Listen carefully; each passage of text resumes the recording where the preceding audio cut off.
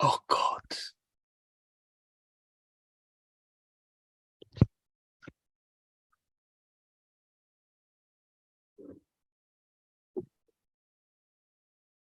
So you can still see him, everything, Yes, right? yes, it Okay. works. Okay, it works, everything. Okay. Apparently I cannot log in twice. So just keep this one.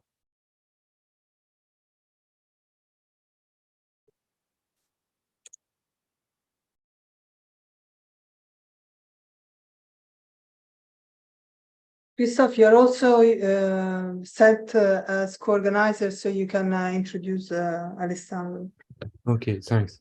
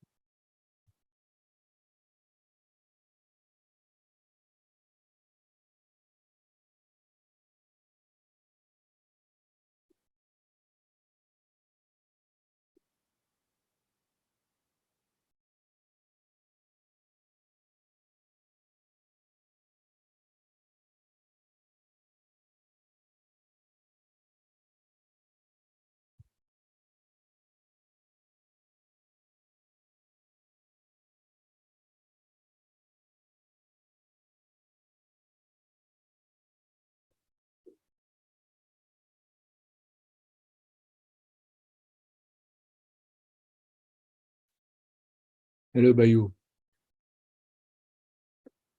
Hi, Felipe. Hi.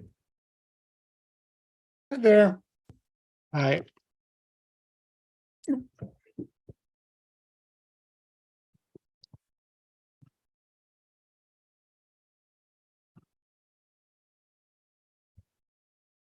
Hello, Bayou. Hi, Christoph. Hi, Bayou. Hi. Hi, Hiroshi. I can Hi, see Hiroshi. Hiroshi. Maybe Hiroshi is Sure. sleeping. Okay. Thanks for coming, Hiroshi, even if it is in the middle of the night for you, I guess. I'm becoming sleepy, but I just found that I received your email, and thank you very much for that email. And Hello, Bayou. Nice. I will write this Oh. one later. Hi, Bayou. Hi, Rosh. Hi, Hiroshi. Hi. Can Hi. see Hiroshi. Hi. Maybe Hiroshi is Sure. sleeping. Okay. Thanks for coming, Hiroshi, even if it is in the middle of the night for you, I guess. I'm becoming sleepy, but I just found that I received your email, and thank you very much for that email. And Hello, Bayou. I will write this one later. Hi, Bayou. Hi, Rosh. Hi, Hiroshi. Sorry, there is a strange echo. Yes, Hi. there is a delay, no? Yeah, there is a very long delay. Yes, it's strange, no? Can we fix it, Claudia? Maybe I should.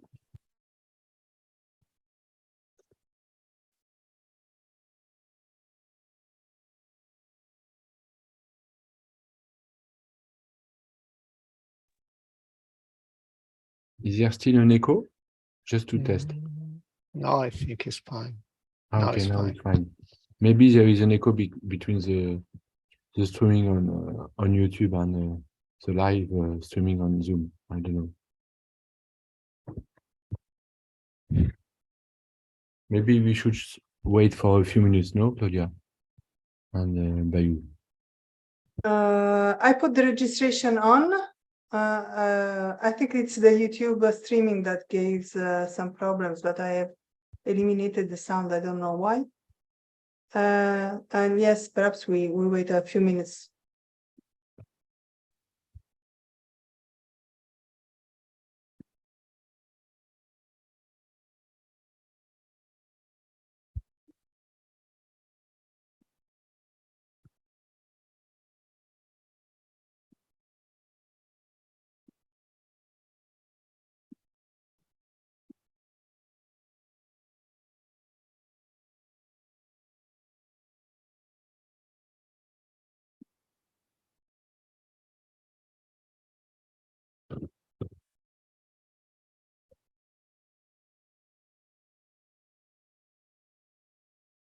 Okay, let us wait for 2 minutes more. It's okay, Claudia, or what do you suggest me?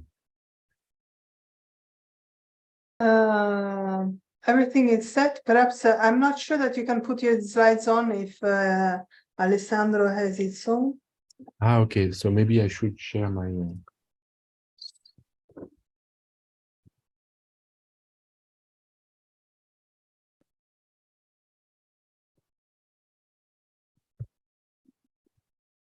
Oh, no, I don't switch. Can you see the slides moving?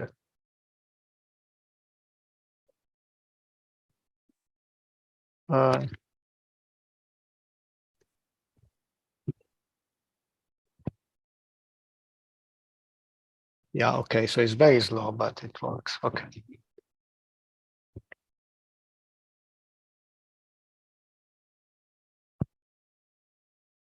Yes, I think Christophe wants to put his slides on for a Okay, few so seconds. I stop sharing. Give me a second.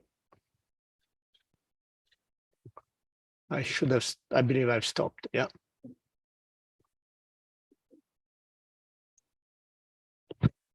No?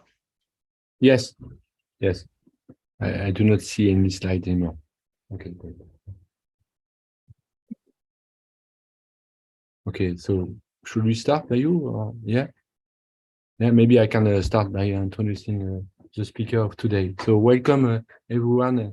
Thanks for attending this last webinar before the IFAC World Congress in Japan. So as you know, this is a joint initiative between IFAC TC on nonlinear control system and the IEEE TC on nonlinear systems. So this webinar is, as you know already, it is organized by Claudia Califano, who is a vice chair for education of IFAC TC, Bayu Wanardana, who is a vice chair for publication of IFAC TC, and Andrea Serrani, who is the chair of the IEEE TC on nonlinear control, nonlinear system and control, sorry. And myself, I'm Christophe Prieur, this is my last meeting as the chair of IFAC TC 2.3. And so today we have the great pleasure to have Alessandro Astolfi. So maybe I can share my screen. Let me see if I can do that. I have just a small, even if everyone knows Alessandro, but I can share it. I can share my screen. Can you see my slide? Yes? Yeah. Yeah, okay, great.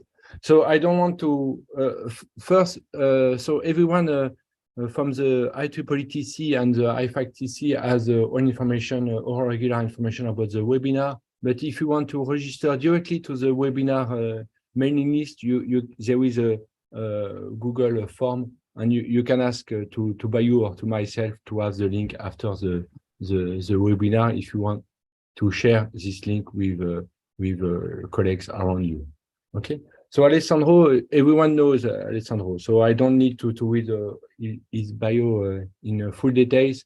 So I'm very happy to have him today with us.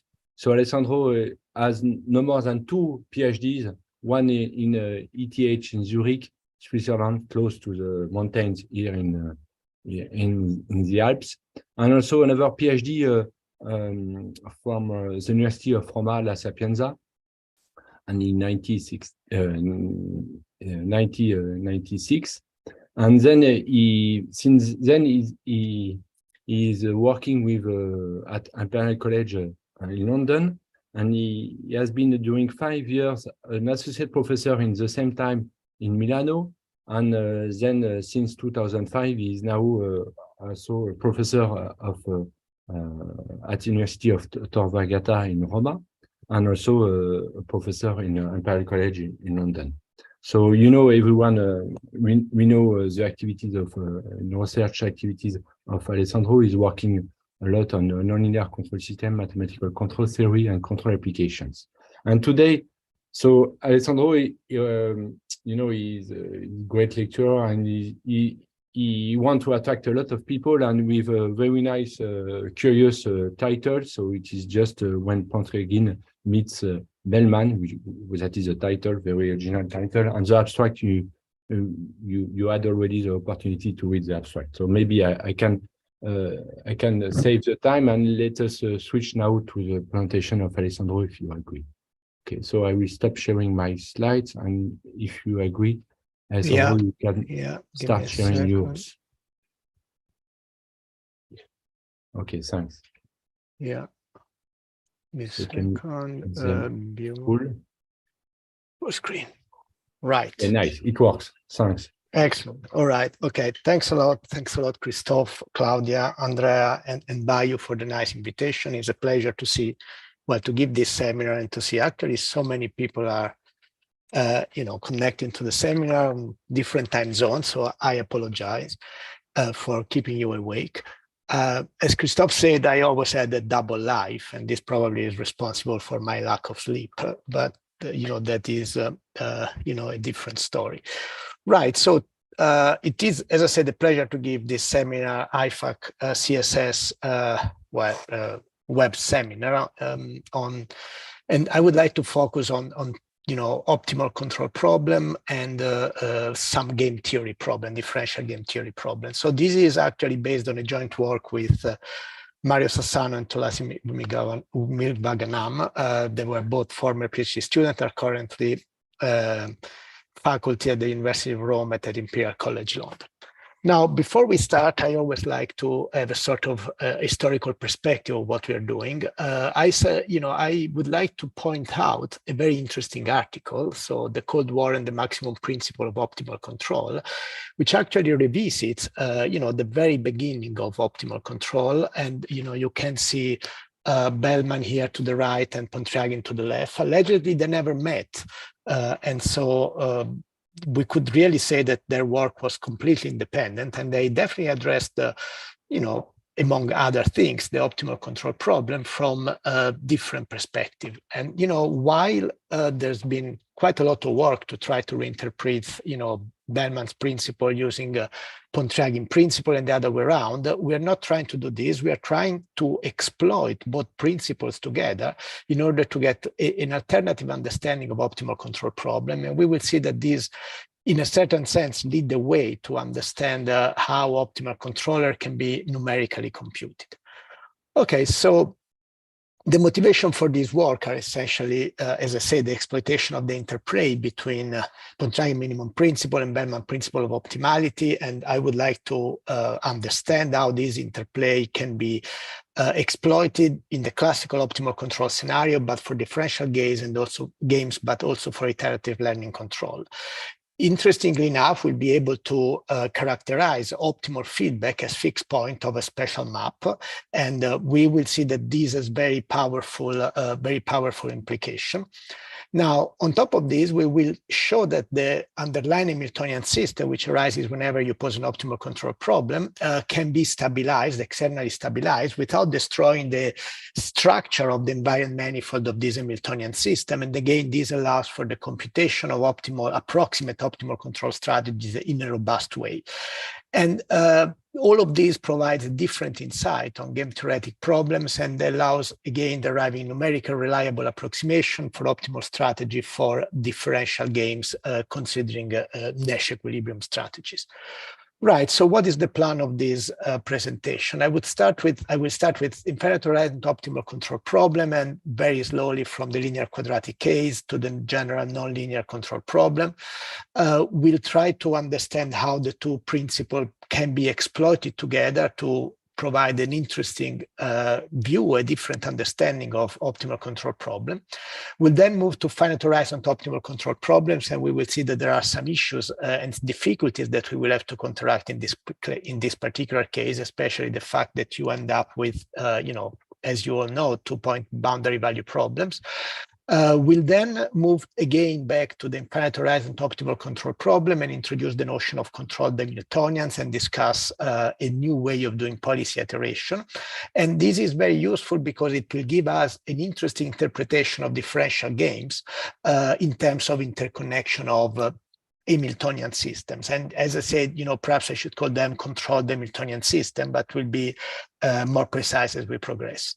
Now, there will be quite a lot of equations on these slides, and I apologize for these. Equations are simply placeholders. I mean, we recognize object because we're familiar with some equations. So by all means, these equations are not the core of the presentation, but they are useful because they are representative of some concept and ideas.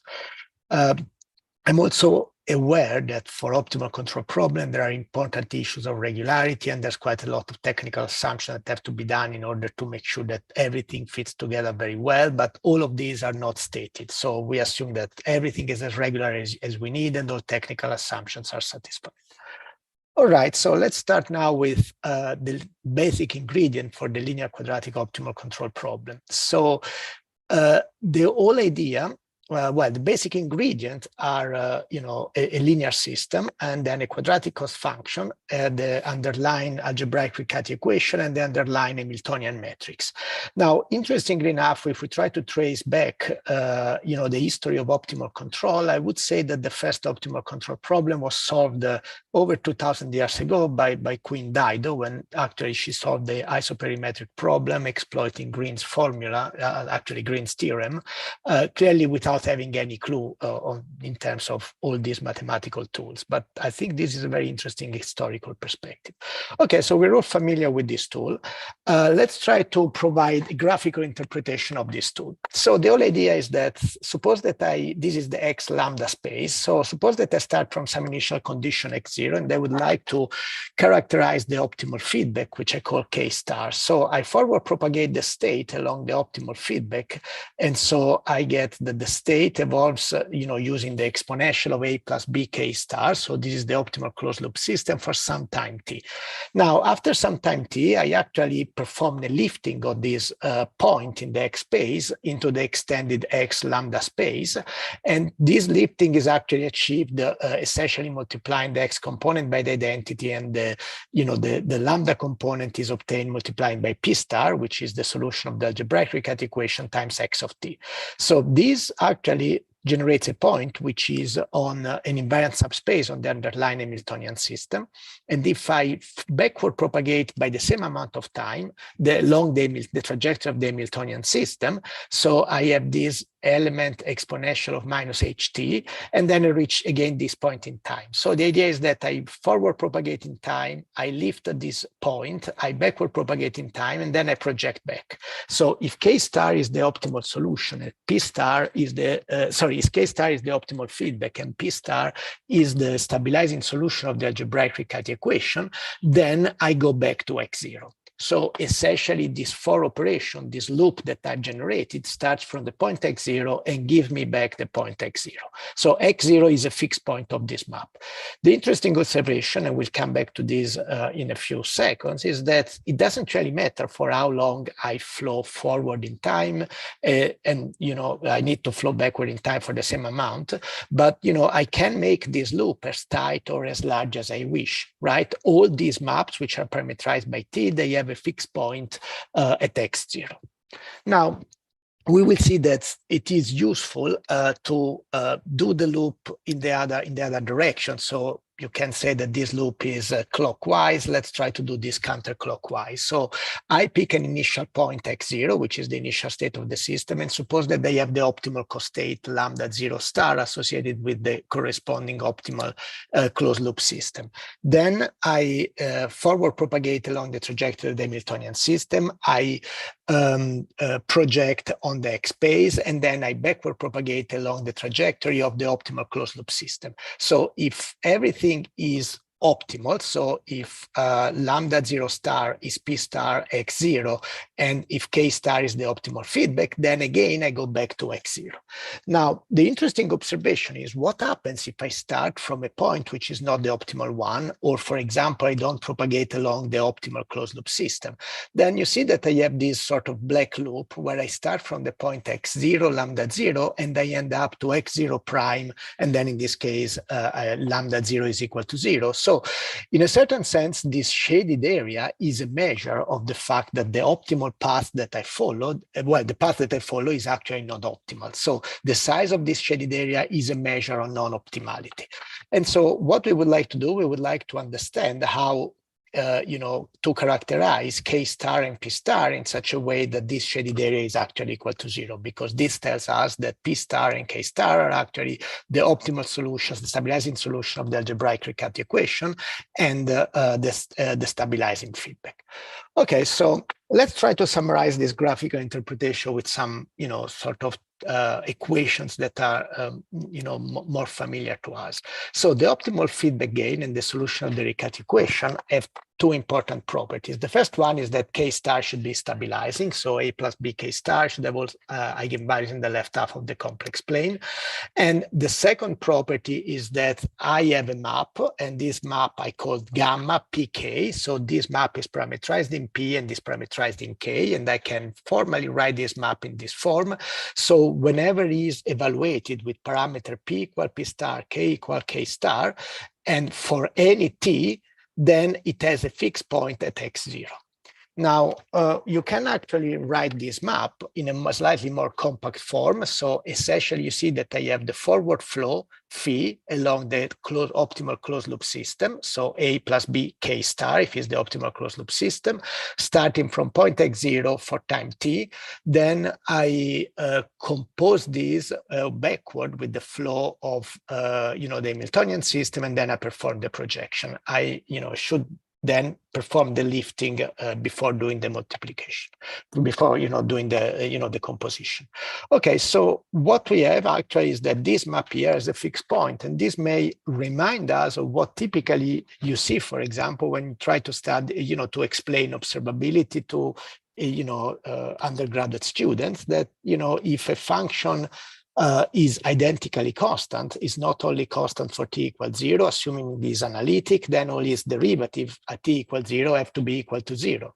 So this means that I can actually write this gamma mapping for t equal to 0, and this doesn't give much information. It simply tells me that x0 is equal to x0. However, I then do a time derivative of this for t, and then I replace t equal to 0, and I need to obtain again a fixed point, and so on and so on. So it ends up that this process gives us a certain number of algebraic equations. So the optimal feedback gain and the solution of the Vergata equation are such that A plus BK star has to be a metric with all eigenvalues in the left half of the complex plane, and the matrix P star has to satisfy all these algebraic equations. Now, observe that I rely on Cayley-Hamilton theorem, and it's important to point this out at this stage because for nonlinear system, we won't be able to do this. The other important observation is that by relying on Cayley-Hamilton theorem, we need to stop at, at power 2n. And why do we stop at power 2n? Because the underlying system that we're dealing with is actually the Hamiltonian system, which is 2n dimensional. Now, this equation have actually a very interesting structure because they are polynomial in K star, but they're actually linear in P star. And, when you try to solve Vergata equation, you end up with, a quadratic equation in P star, and typically then you compute K star a posteriori. Now, the advantage of having a polynomial parameterization in K star and the linear parameterization in P star is that you can implement some interesting optimization algorithm in order to solve this problem. So the way we actually would like to solve this problem using some optimization approach is simply to consider, the norm of all these differences, and then we square them, and then we add all of them together. So if you perform this operation, you see that you have a function which is actually quadratic in P star. The interesting observation is that no matter whether your problem is an optimal control problem, or for example, is a robust H infinity type of problem, and we'll discuss this in a few minutes, then you end up with a quadratic function that has, the quadratic term, which is positive semi-definite. And under some simple structural assumption, this quadratic function, this x is actually positive definite. And then you have the linear term, and then you have the constant term, which are actually polynomial in K star. And also the W matrix is positive semi-definite. Now, if we consider the trace of this matrix and we try to minimize this trace, so J is the trace of the matrix and is our objective function, then we can actually solve this problem as a minimization problem. And so as an optimization problem, and we need to be very careful because we would like to do the optimization over the manifold of positive definite matrices. So you start from some P0 and some K, and you try to perform a minimization for P. You should stay in the space of positive definite matrices. Right, so this construction actually works regardless of the fact that, the underlying Riccati equation is the one associated with the optimal control problem or otherwise. So suppose, for example, that you have the classical H infinity type control problem, the state feedback, the state feedback or full information H infinity control problem for linear system. Now you obtain a Riccati equation, which is very similar to the one of optimal control, but you have this additional term, which is related to the presence of the disturbance of exogenous signal W. Now, the problem here is that you have the quadratic term, which is indefinite. And so for those of you that are familiar with the Newton-Kleinman iteration, which is typically used to solve medium scale Riccati equation arising in the optimal control problem, this cannot be used anymore because this heavily relies on the fact that the quadratic term has the right sign. Now, for us, this doesn't really make any big difference because we can again define the optimal feedback. And in this case, it's an optimal feedback in terms of a stabilizing feedback and in terms of the worst case disturbance. So we need to define K1 star and K2 star such that this matrix has all eigenvalues in the left half of the complex plane. And then again, we have this map, which is exactly the same as we had before. Now we need to forward propagate along the trajectories of the optimal closed loop system, where optimal means the best control and the worst disturbance.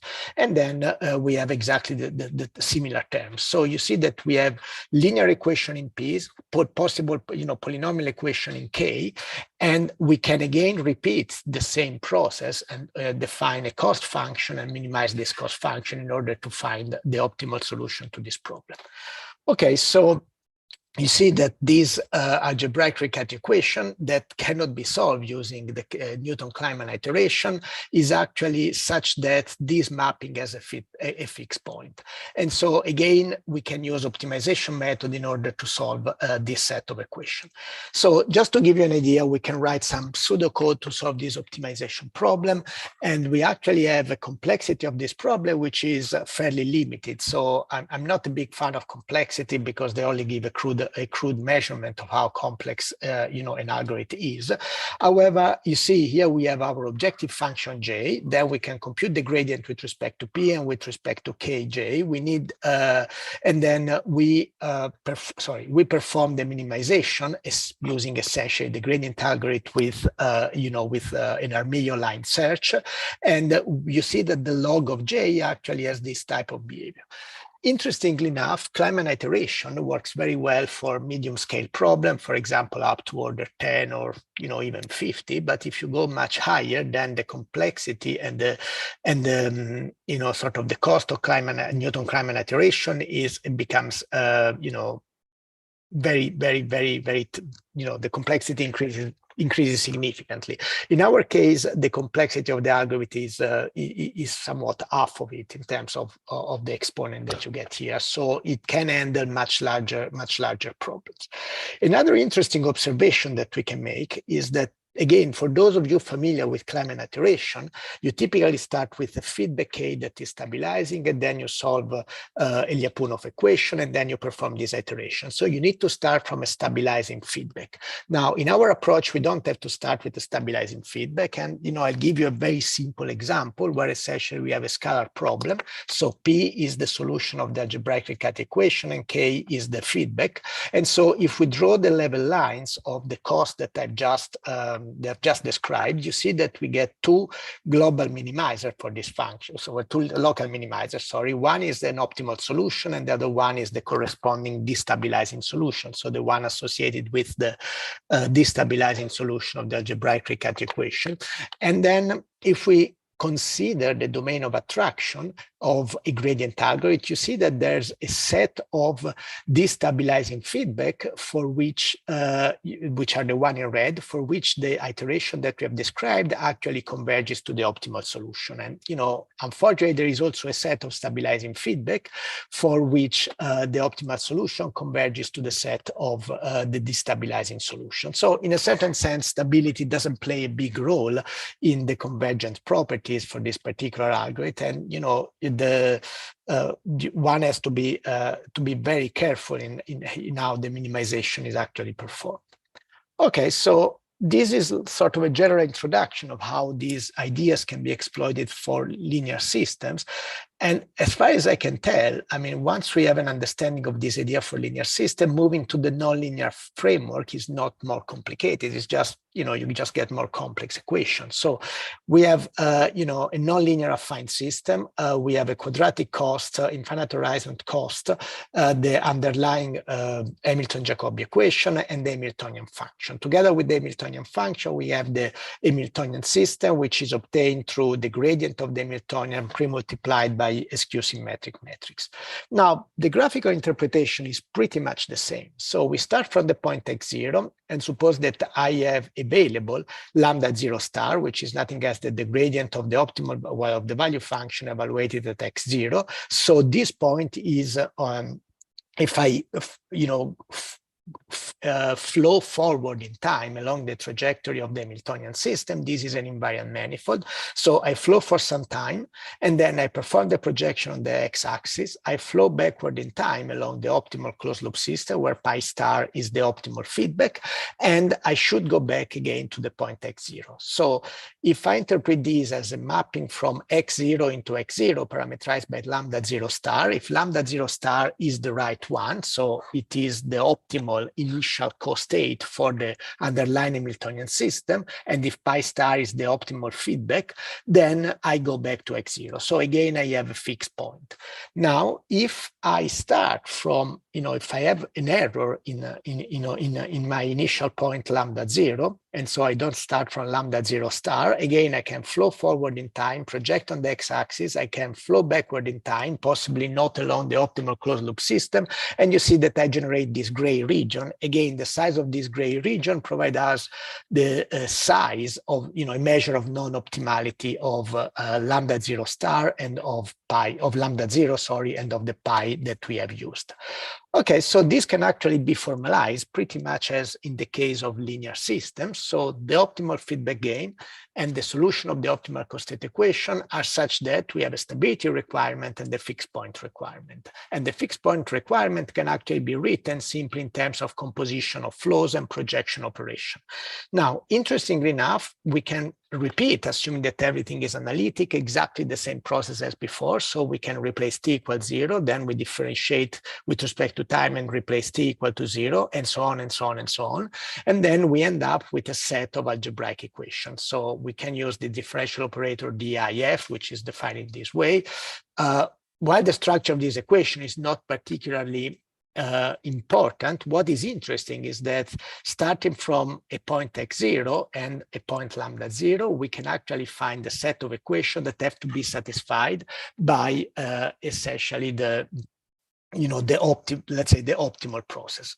Now, the interesting observation here is that once we solve numerically all these equations, we can actually find accurate approximation of the optimal control law around a particular point without solving any partial differential equation. Okay, so this actually, this equation can actually be written in closed form. An additional interesting observation before we move forward is that we don't have at our disposal Cayley-Hamilton theorem. So in principle, we have infinitely many of these equations. And so we will have to truncate this series expansion at some point, and then we will need to consider these as, in our approximation error. Okay, so let's see how these moves or can be exploited in the case of finite horizon problem. So the real difference in the formulation of the problem is that they have this capital T up here, and so the problem itself is slightly more complicated. Now again, we have the so-called pre-minimized Hamiltonian function, and then the Hamiltonian system, and then we know that together with the initial state x0, we also have a boundary condition at time capital T for the costate. And since I don't have any cost at time, any end cost on the problem, then lambda time capital T should be equal to 0. Now, clearly, if I have the solution, if I have the value function, then I may compute lambda 0 star as a function of x0, so the initial condition of the costate, simply evaluating the gradient of the value function at t equals 0 and for x equal x0. But again, we don't want to use the value function in this type of computation. So let's see how we can actually exploit these ideas in the idea that we've just discussed in order to solve this particular problem. Right, before we do this, let's very briefly go back to what is the classical approach to the numerical solution of finite horizon optimal control problem. Invariably, any numerical approach relies on the solution of the underlying two-point boundary value problem. And so what it is typically done in any of these algorithms is to transcribe this two-point boundary value problem into a nonlinear programming problem with different type of discretization of the time interval and polynomial approximation. Now, the disadvantage is that typically you end up with a very large scale nonlinear programming problem, and these are sparse problem. And while these algorithms are actually very efficient, they don't scale very well. So our objective is to compute or to approximate the optimal initial condition for the costate variable, so lambda 0. By solving a system of n algebraic equations. So we would like again to exploit this idea of fixed point in order to transform our problem into a problem of identifying a set of algebraic equations. Okay, so I believe we now know what are all the ingredients involved in this type of process. So I would like to be able to characterize lambda 0 star as a function of x0. And I know that, lambda t is actually nothing else than, the evaluation of the gradient of the value function along the trajectory of the optimal closed loop system.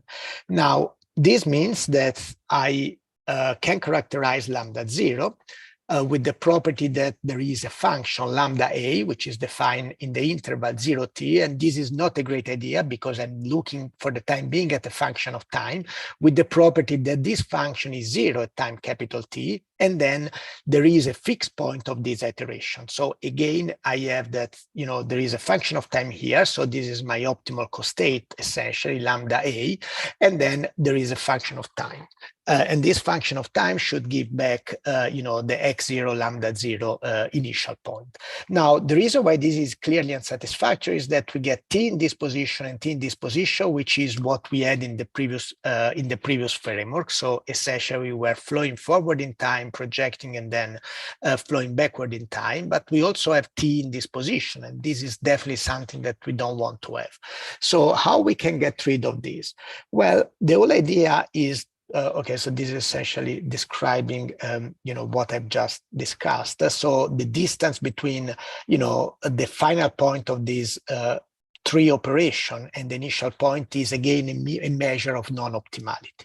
Right, so in order to get rid of the fact that lambda is a function of time, we can now use an approximation, for example, a polynomial approximation of the optimal co-state, and this is parameterized using lambda 0. So we can use the invariance, the fixed point characterization in order to write this expression. And now all these objects can actually be explicitly computed. What happens is that since we don't have Cayley-Hamilton theorem, and so we don't have any information on the structure of the optimal evolution of the co-state, in principle, we need to let this sum, this formal sum, go up to infinity. And so, it's not something that we would like to do in application. So the whole idea is that we need to be able to truncate the sum at some point. And actually, we can show that for every error epsilon, there is, an order of truncation that give us satisfactory performance. So rather than formally stating this result, you can see the way this works, right? So this is the optimal co-state lambda star, and the time interval is between 0 and 1. And you see that if I pick a quadratic approximation, essentially I'm a long way away. So I have the condition at the time t equal 1, the optimal co-state is equal to 0, which is my boundary condition. And then as I increase k, I actually get closer and closer to the optimal solution. So you see that this is sort of approaching, to an epsilon neighborhood as we increase k.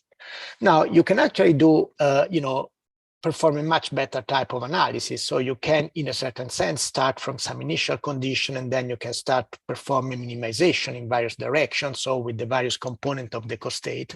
And so this is a two-dimensional problem where we start from some initial condition, lambda 0, and then we perform an iteration in one direction, and then in the other direction is a sort of coordinate direction optimization method in order to satisfy the invariance condition. And then this converges actually to the optimal co-state. You see that the distance between the optimal co-state, lambda 0 star, and the optimal co-state at iteration k with a degree kappa actually goes reasonably fast to 0. So you can actually improve this method of constructing the approximation using some optimization routine.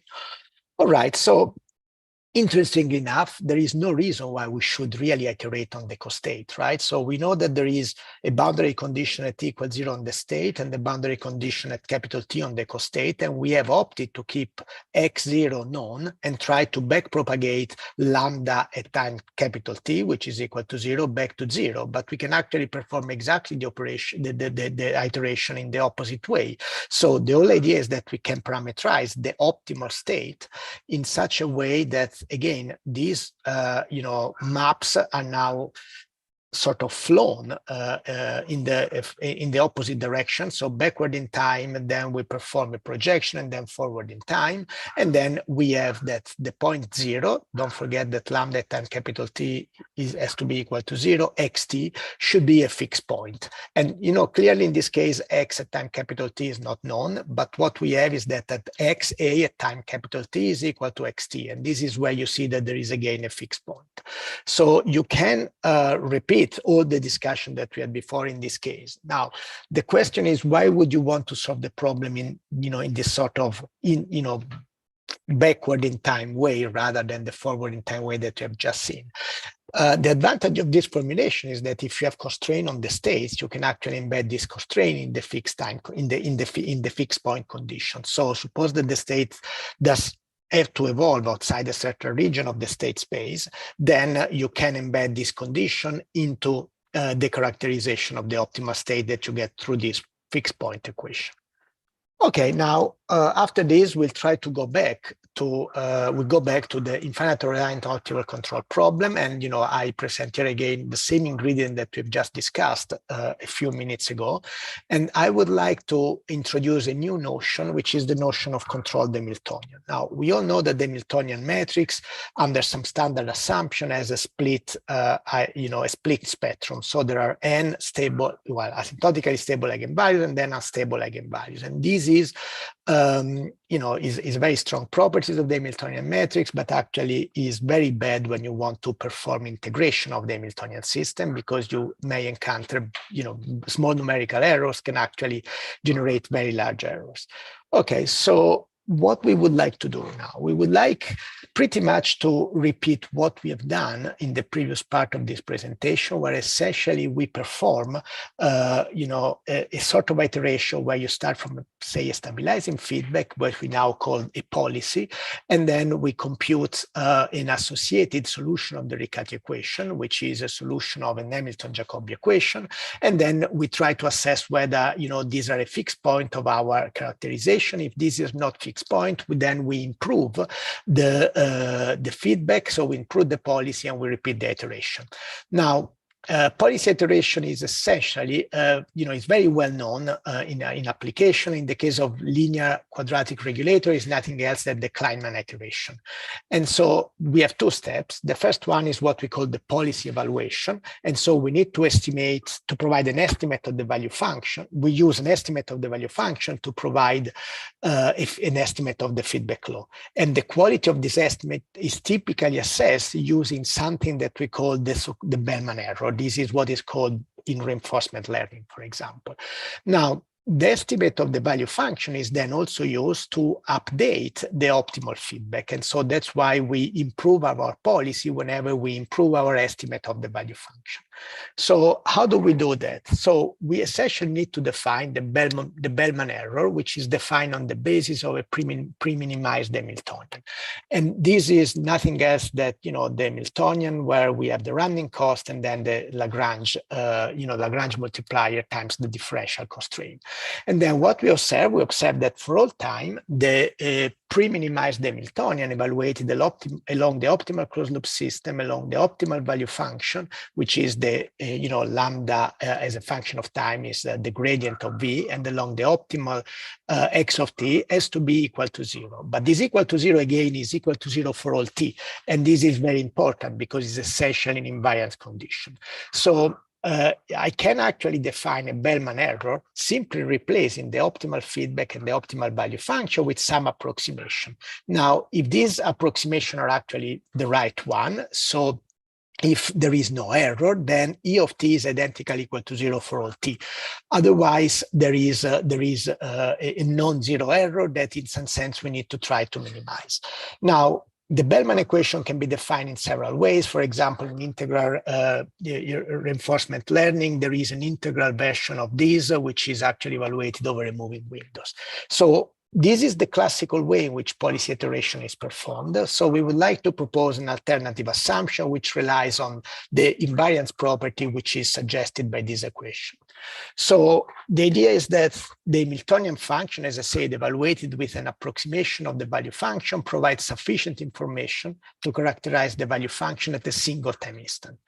Now, the problem is that if you want to use this on the basis of the Hamiltonian system, you have a problem because the Hamiltonian system has an hyperbolic equilibrium point with a stable and an unstable manifold. And so this means that if you use an approximate value function, then the Bellman error may actually diverge exponentially.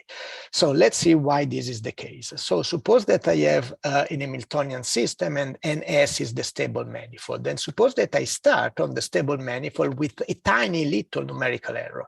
So I know that this manifold is invariant. So if I want to forward propagate the corresponding trajectory, I remain on the manifold and I approach 0. However, if we zoom around 0, then we have that the unstable manifold actually plays a role, and you see that this trajectory is very close to 0, but actually doesn't really converge to 0, but tends exponentially to go away to 0 because it's approaching the unstable manifold. Now, what really we would like to achieve is something different. So we would like to be able to start away from the invariant manifold, but we would like to make this invariant manifold exponentially attractive. And then once we are on this invariant manifold, we would like to be able to float and so to have that 0 is an asymptotically stable equilibrium. So in a certain sense, we would like to modify the trajectory of the Hamiltonian system in such a way that the stable invariant manifold is not affected at all. So it's still an invariant manifold. So this, and the reason why we would like to do this is that, if you compute the Bellman error along the solution of the original Hamiltonian system, you have a trajectory which exponentially diverges. Okay, so how do we achieve this objective? Well, the whole idea is that, we try to obtain a stabilization mechanism for the stable manifold of the Hamiltonian system. So if I rewrite the Hamiltonian system, with the X component as, X dot equal F1 of X lambda, lambda dot is equal F2 of X and lambda, and then I have an invariant manifold, and this invariant manifold is internally stable and externally unstable. The question is now to try to understand if I'm able to control the Hamiltonian system. So if I'm able to add an input signal here, I don't want to add an input signal to the first equation because the first equation describes the underlying nonlinear system that we're trying to control. So I simply would like to modify the second equation in such a way that I have an invariant manifold, which is exactly the same as before, but this is now externally stable. Well, this is actually not too difficult to do. You can compute in the explicit form, the feedback law that achieves this objective. And so we call this a controlled Hamiltonian system. It clearly doesn't have the classical properties of the Hamiltonian system in closed loop, but is in open loop, it is an Hamiltonian system with an external input. Now, the external input can actually be computed in closed form, and there are, some terms which are actually dictated by, the value function v. Keep in mind that this is not a very good, this is not a very good solution because it relies on the knowledge of the value function, but we'll discuss this issue in a few minutes. There is a tuning parameter sigma f, which describes the speed at which you approach the invariant manifold. And if you implement this feedback law, then you obtain that the original manifold remain invariant and it is locally, externally, exponentially stable. So if you initialize this system, at x0, some eta 0, which is not too far away to the optimal lambda star, then trajectory of this will converge towards the invariant manifold exponentially fast, and then you will follow the invariant manifold. Now, I use here a new state variable because this is not lambda anymore, right? So in a certain sense, it's a different state, and these two systems only share the structure of the stable invariant manifold. Okay, so if we go back to the previous analysis, to the previous graph, you see that we now have a robust mechanism to compute the optimal costate, because you start from any eta 0, and then this will exponentially converge towards the invariant manifold and then move along the invariant manifold. So the zero equilibrium now is locally exponentially stable, so you don't have this phenomenon that trajectories diverge exponentially to 0. What you actually have, you have that if the distance between eta 0 and the optimal costate is smaller than some value, let's say mu, then there is a t star such that their distance remains smaller. For any epsilon, there is a t star such that their distance becomes smaller than epsilon for all t larger than t star. So in a certain sense, you can control how fast you reach this manifold and how far away you are from the optimal costate. Okay, so this suggests that we can actually perform a sort of complicated construction where, you start from the underlying plant that you would like to control in an optimal way or an infinite horizon. And then we can typically have a type of architecture, which is what is called in learning. And so the policy iteration is the following. So you perform what is called episodic learning. So you pick an initial condition x0, and then you let the system run for some time. It doesn't have to run for a very long time. We'll come back to this in a second. And then observe that your stabilizer now is the eta state of the system. So in a certain sense, I have here a dynamic stabilizer. Now, this dynamic stabilizer provides a sort of Bellman error. And so I can then evaluate this iteration on the basis of the Bellman error, and then I can improve the policy and construct a new stabilizer. Now, the advantage that I have is that this closed loop system is stable. And so if I have a good approximation of the optimal value function, I get a good approximation of the optimal feedback, and then I get convergence to the optimal solution. Now, how do you achieve this objective? Well, the simplest possible way of achieving this is using a sort of polynomial approximation for the value function. So you define the space of jets and then you take, in the spirit of model-based policy iteration, a sort of quadratic function, which is, through a matrix theta, and then the C are actually, all the polynomial terms of the xi. And, you could actually use a single layer neural network with polynomial activation function in order to be able to find this parameter theta. Now, you end up controlling the Hamiltonian with an approximate controller, which actually preserves stability but not invariance. Stability is a much more robust property than invariance. And so with this approach, we can actually get a stabilizing controller because this is stabilizing by construction, but we may not have invariance of the stable invariant manifold of the underlying Hamiltonian system. So we can use the distance from invariance as a reward at each, as a measure of reward for each episodic learning. Observe that by nature of invariance, the signal doesn't have to be sufficiently rich because invariant is a property, it's a very fragile property. It has to be satisfied for all t. And so this means that we don't have to have sufficiently rich signal. We don't need to have sufficiently long episodic learning. So to give you an idea, so I can actually try to minimize the cost, which is the distance from invariance, so is defined through this expression, and then using this parameter theta. And the interesting observation is that the distance from invariance actually is, easily characterized, as you perform, the evolution along, the closed loop extended system is not an Hamiltonian system anymore. You may have a problem that this function is a multivalued function because the maximum function of time can be achieved at several points. Actually, the interesting observation is since you're interested in invariance, you can actually cut this. You can make it shorter in time because, once you're invariant for a certain short time interval, you remain invariant for a longer one. So invariance, as I said, is a very fragile property, but is also very powerful because it lets you essentially deal with a function in this particular case, which becomes single valued. All right, so we can see how fast this function is decaying using this sampling gradient method or matrix manifold that we have implemented. And you see that depending on the length of your episode where you perform the learning, you have different sort of speed of convergence of your policy iteration method. Another interesting observation is the role of the tuning parameter. So the tuning parameter can actually be used to improve the speed of convergence of the policy iteration method. Okay, now this is a third order example where the solid line represents the optimal co-state evolution, and you see that we have here a family of functions which is approaching the optimal co-state as k increasing, and this is only based on a very simple gradient minimization method. All right, so finally, I said, some games. Unfortunately, these are not the type of games which are particularly fun, but, these are still games. All right, so one way of interpreting optimal control problem is to look at an Hamiltonian system and to observe that the optimal strategy can be regarded as the output of this Hamiltonian system. So essentially, in the linear quadratic case, you get that the output is minus b transpose lambda.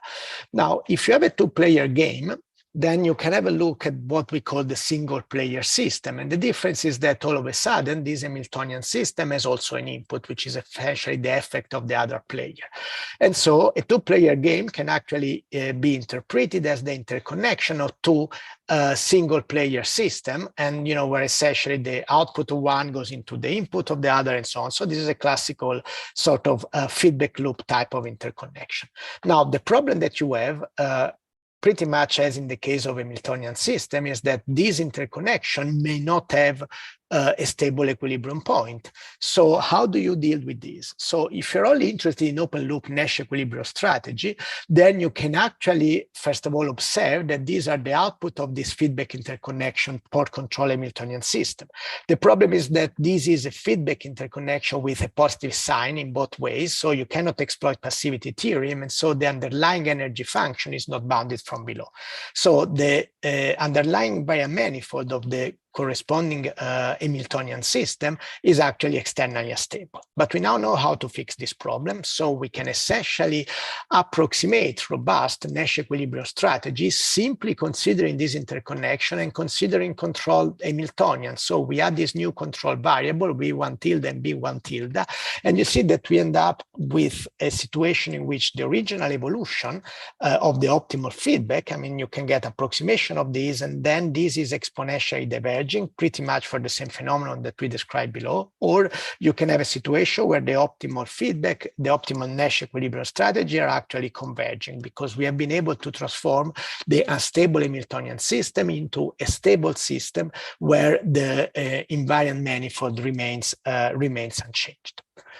Okay, so I would say this is all what I want to discuss. And I would say that we have taken with my coworker an unconventional perspective of Pontryagin minimum principle and dynamic programming to provide an abstract characterization of optimal policies in terms of a fixed point or specific map. And then once you're able to characterize this in terms of fixed point, you can actually develop a certain number of interesting algorithms to give you either the optimal solution for the linear quadratic problem. It's worth observing that if you want to solve a large-scale linear quadratic optimal control problem, you cannot really rely on standard tools. So you need to use, dedicated algorithm to do this. Interestingly enough, the same characterization works also for nonlinear system, and so we have been able to characterize optimal strategy with algebraic equations. And this is the algebraic equation. So this is been exploited in in learning, in the study of the so-called policy iteration method, and in differential games. Okay, so I clearly would like to thank Mario and Tulasi for their work, and a list of my co-worker and PhD students. So, and thanks all of you for listening to this presentation. Okay, thanks a lot, Alessandro, for the great and very inspiring presentations that you gave today. So we have a few questions from the audience. So maybe Felipe, can you ask your question, if you don't mind? Can you open your micro for that? Yes. I'm currently interested in how the kind of tools you worked on, Bellman and Pontryagin style optimal control theory, can be used to illuminate state estimation. Observers and deterministic Kalman filters. The reason being, these problems are at least as important as state feedback, but I think it's arguably less well understood, less didactic. The nonlinear cases are not that well developed. So do you have any thoughts? I'd be very okay, that's a very, very, very good question. And I've asked this question myself so many times, right? So I fully agree. So we have tried to exploit this idea for sort of the dual, forgive me for using this word, problem of the state observation and the deterministic Kalman filter. And we have actually, I'm not saying we have failed, but we haven't got really anything very concrete to discuss or to present. So, and I think the main issue is really that, the lack of availability of the state, right? So you can write a lot of these, you can construct objects, but these objects will depend on the state of the system. And so the fact that you just measure the output makes the situation way more complex. So the short answer is, I fully agree with you. It is an extremely important problem, but we are struggling to push this perspective in that direction. So, and not for lack of trying, as a matter of fact. Perhaps it requires some additional imaginative step that we are missing. So, yeah, I would welcome any suggestion in this direction. Thank you. You're welcome. Okay, thanks, Alessandro. So I guess that Bayu, if I'm right, Bayu has a question, no? Do you? Yeah, okay, so maybe this is a bit silly questions. So your graphical representations on the interplay between the co-state and state variables are very insightful. But if we have, yes, that one. So, but if we have a state constraint, how can we imagine this? Is it still kind of a valid? Well, if you have no, this is not valid anymore if you have a state constraint. So if you have a state constraint, you should really try to look at this type of problem here, right? Because, well, actually, yeah, so this formulation here can help, right? And this can actually work in finite horizon framework. But yeah, so if you have state constraint, the previous formulation gets more complicated, right? Because our characterization of the optimal, well, clearly the optimal feedback, even for linear quadratic problem, is not linear anymore, and the value function is not quadratic anymore. So you need to resort to a more general formulation. But the one on these slides will still work. So you simply need to identify an XA of T, which satisfies all your constraints. And that really, you know, this is something we are currently working on. Right. Okay. Thanks, Alessandro. Okay. Excellent. Is there any other question? I have a small question, maybe a very naive one. So when you have the picture, so it was before this slide, when you are dealing with linear infinity control, yeah. So you have this nice picture with two local minimizer, one unstable and one stable one. Yes. So Okay, I guess that So this picture is typically what you obtain with a trace cost function, no?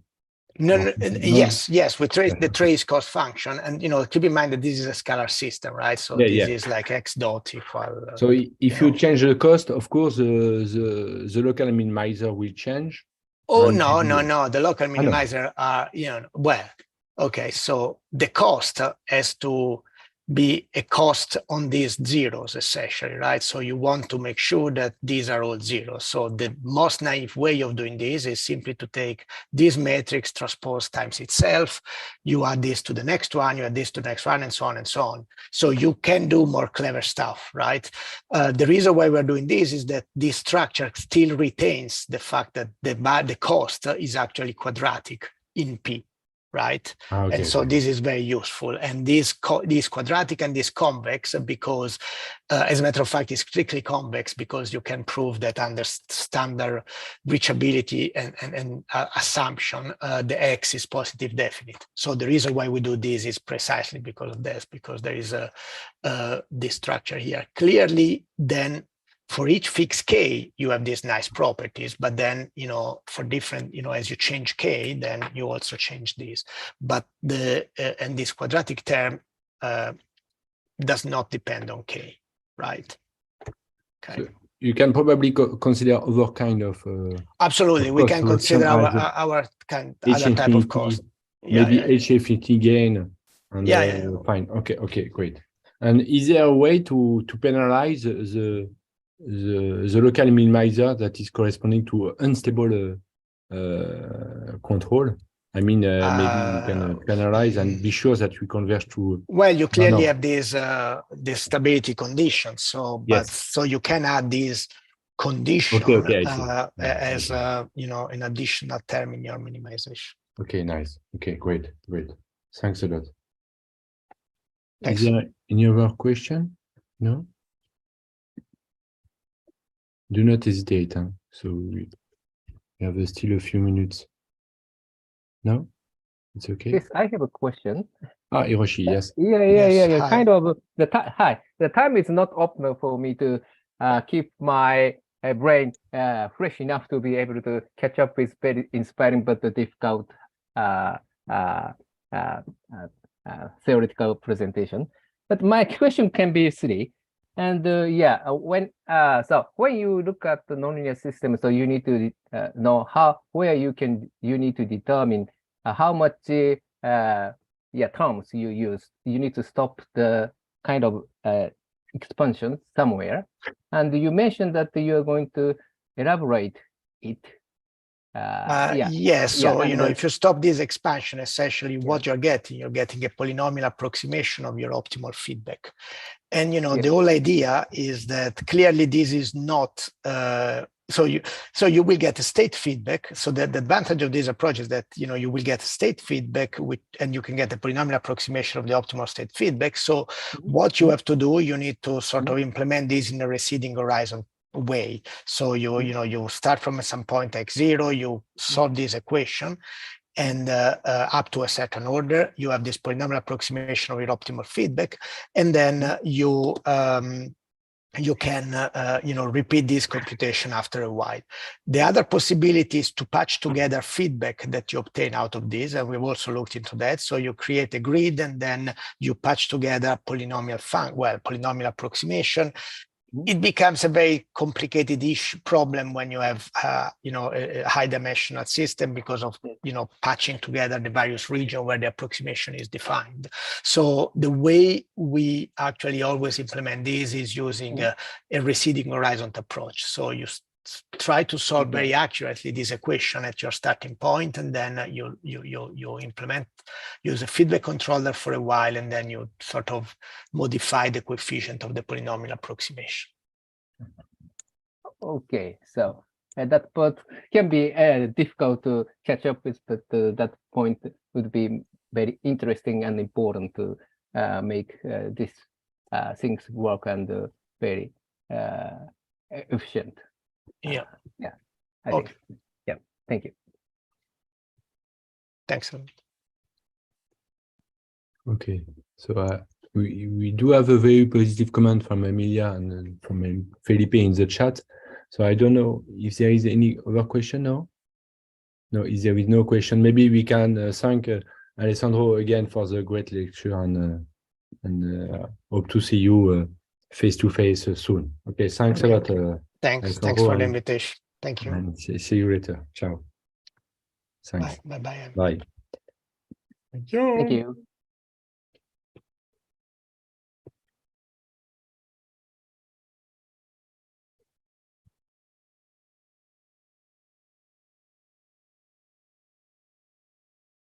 Bye. Ciao.